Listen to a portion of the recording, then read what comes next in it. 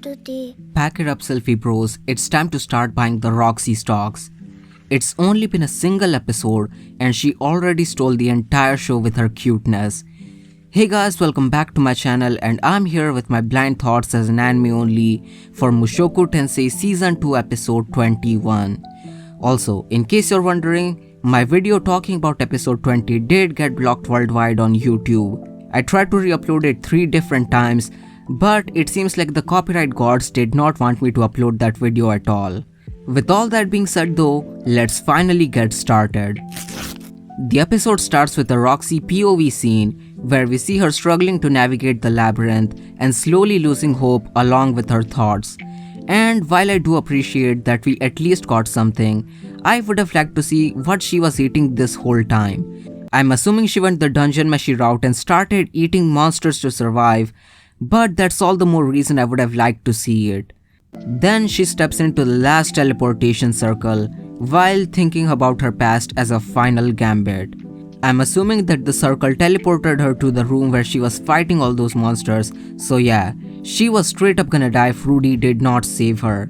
But thankfully, her tall and handsome knight in shining armor saved her in the nick of time.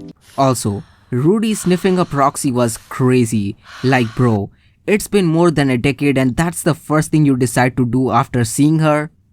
He honestly kinda deserved Roxy not recognizing him. Then we have everyone heading back to the city so that Roxy can recover. This entire section was just filled with so many cute moments from Roxy. It seems like she has completely fallen for Rudy and this man is completely clueless because of his admiration for her. The relationship and dynamic is honestly one of the best in the entire series so far. Roxy ended up with self-esteem issues because of Rudius, while Rudy thinks of her as a goddess who saved his life. And Roxy doesn't know that he feels this way either. I really hope that we get to see them talking about their feelings towards each other. Rudy essentially has a parasocial relationship with Roxy, and I feel like Rudy treating her as an equal is going to be a really big moment for his character. Then we head back to the labyrinth and get some more action. And unlike the previous 2 episodes, I felt like the animation was way better in this one. Really enjoyed all the fights during this episode and the teamwork during the fights was really cool as well. We also have some more cute moments with Roxy and she basically asks Rudy out on a labyrinth date. Crazy place for a date, but hey, at least it's unique.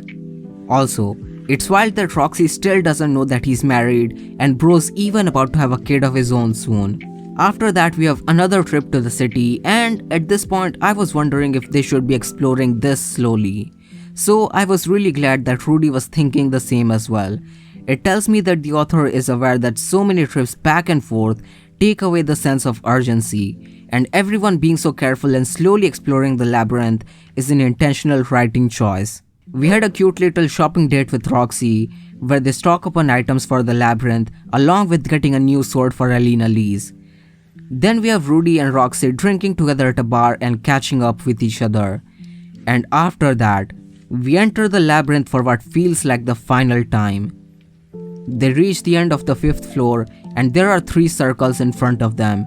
And the worst part is that this is where the guidebook ends and everything further is uncharted territory. Paul using the sword analogy was wild, and I'm actually kinda surprised that Rudy did not get what he was talking about right then and there. After that, Rudy realizes that he has seen this room before and recently too, and that's because the room looks like the ones from the teleportation ruins. Gaze checks the floor for hidden staircase and as Rudy expected, it's present right there. Everyone patting Rudy on the back was pretty damn funny and Roxy was just adorable as usual. And the episode ends with everyone preparing to step into the final teleportation circle that's most likely gonna lead them into the boss chamber. This was easily my favorite episode of this arc so far. Even if there was cut content, the pacing felt perfect to an anime only like me and the action was also great in this episode. Also, I am really looking forward to the next episode. I heard that it's gonna be directed by Kawa, and if you don't know, he is the animator responsible for some of the best Mushoku Tensei scenes. And that is pretty much all I have to say for this episode. Leave a like on the video if you enjoyed it and consider subscribing to the channel for more Mushoku Tensei and just anime content in general.